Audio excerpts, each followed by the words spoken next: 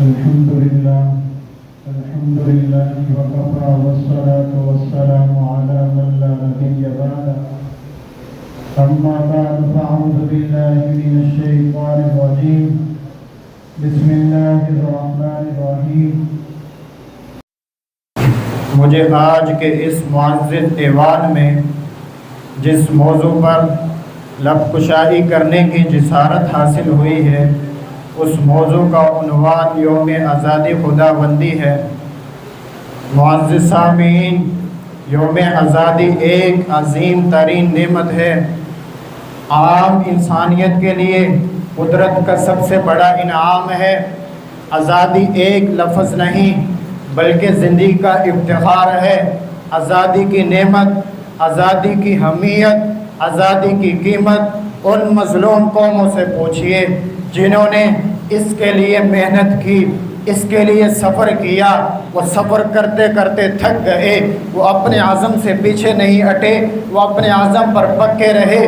یوم آزادی، آج ہم خوش قسمت ہیں کہ ہم آزاد ہیں۔ آزادی کی نعمت، آزادی کی اہمیت کا اگر ہم نے آج اندازہ لگانا ہے تو ہمیں فلسطین کے ان مظلوموں سے پوچھیں جن کو مظلومیت کی چکی میں پیسا جا رہا ہے۔ آج ہم خوش قسمت ہیں کہ ہم آزاد ہیں۔ تاریخ شاہد ہے کہ جتنی ہی بڑی نعمت ہوگی، جتنی ہی عظیم نعمت ہوگی، اس کو حاصل کرنے کے لیے، اس کو پانے کے لیے اتنی ہی بڑی قربانی دینی پڑے گی۔ قربانی دینے کے بعد پھر جا کر وہ نعمت حاصل ہوتی ہے۔ تاریخ پاکستان پر ایک نظر ڈالتے ہی ہمیں یہ اندازہ ہو جانا چاہیے کہ ہمارے اسلاف نے اس خطے کو وجود میں لانے کے لیے دن رات محنتیں کی، دن رات کوشش کی، وہ اپنے عزم سے پیچھے نہیں ہٹے۔ ہمارے علماء نے اس میں کردار ادا کیا۔ لاکھوں نوجوانوں نے ہندو اور سکھوں کے گولیوں کے سامنے اپنا سینہ تان کر کھڑے ہو گئے۔ انہوں نے گولیاں کھائیں، ان شہداء کے لبوں پر تبسم تھا۔ یہ قائد اعظم محمد علی جناح رحمۃ اللہ علیہ کے جانثار تھے۔ یہ کارواں آزادی کا کارواں تھا۔ یہ آج سرزمین کا ایک ٹکڑا نہیں بلکہ لاکھوں مسلمانوں کی دعاؤں کا اثر ہے، قربانیوں کا اثر ہے۔ شہداؤں کی داستانیں اس خطے کے ساتھ ملی ہوئی ہیں۔ علماء کرام نے اس خطے کو وجود میں لانے کے لیے قربانیاں دی۔ دو ریاستیں صرف ایسی ہیں جو اسلام کی بنیاد پر بنی۔ ایک وہ ریاست جو عظیم ریاست ہے، اس ریاست کو بنانے والے بھی عظیم، ان میں کام کرنے والے بھی عظیم۔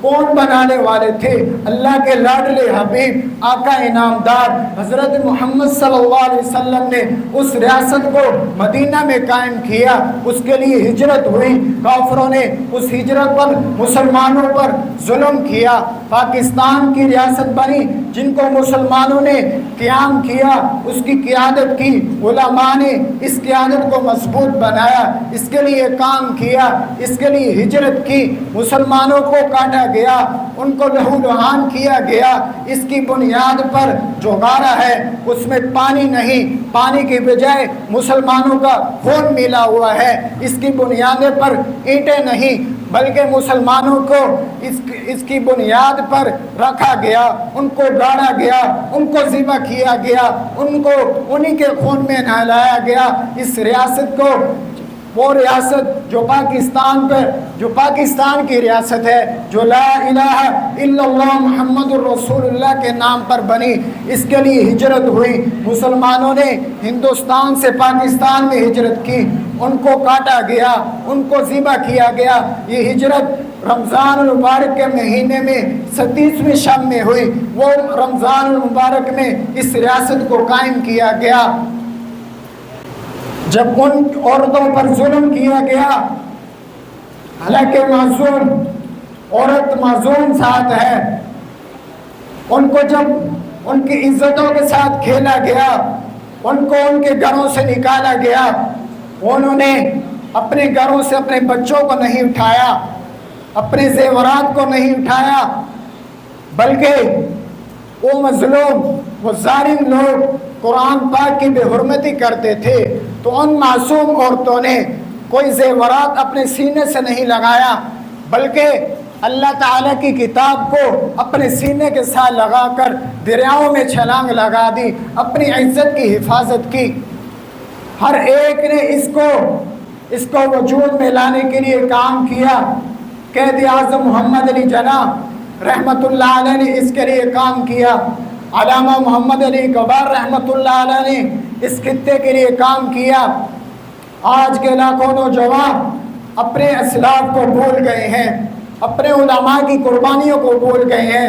وہ آج کی یوم آزادی منانے کے لیے ناچ گانا کرتے ہیں، بے حیائی کرتے ہیں، کیک کاٹتے ہیں۔ ان کو پتہ ہی نہیں ہمارے اسلاف نے اس پاکستان کو وجود میں لانے کے لیے کیا قربانیاں دیں۔ افسوس ہے، ہونا تو یہ چاہیے کہ ہمارے اسلاف کو یاد کیا جائے، تاریخ پر نظر دہرائی جائے کہ ہمارے اندر بھی وہ جذبہ پیدا ہو، ہم بھی وہ کام کریں۔ اللہ تعالیٰ سے دعا ہے کہ اللہ تعالیٰ ہمارے اس عظیم خطے کو قیامت کی صبح تک قائم و دائم رکھے۔ پاکستان زندہ باد، پاکستان پائندہ باد۔